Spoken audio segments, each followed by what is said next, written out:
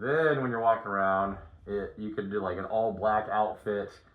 In this right, I'm going to give you a quick overview of these masks that actually I think they come in a variety of different sets. This is a set of 2, but I'm going to share with you what you can do with a little bit of spray paint. And so this is matte black spray painted on the outside.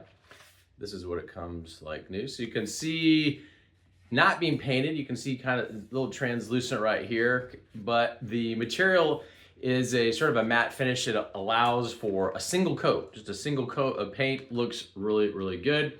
The backside has a little bit of padding right here. And then there are 2 styles. One style has this type of going around the head, and the other one has this, which is more of a finer string, both elastic. This one's been modified though afterwards with some LED lights that have been strategically positioned, and these are set up right here. Very cool. So that was just drilled through. It doesn't come with it. This is just optional. Just kind of sharing kind of what else you could do with something cool like this as like a template. What these look like on, just from an example standpoint. So this is, something that would look like this, all the way around. And then this is what this looks like. It's painted.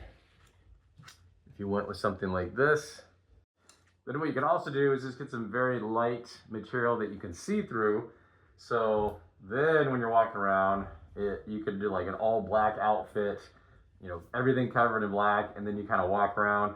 So from a trick-or-treating type standpoint, you have something illuminated. So when you're trick-or-treating, for the kids, then you can be seen, versus if it's dark and the streets are dark, you really can't tell what somebody's dressed up like.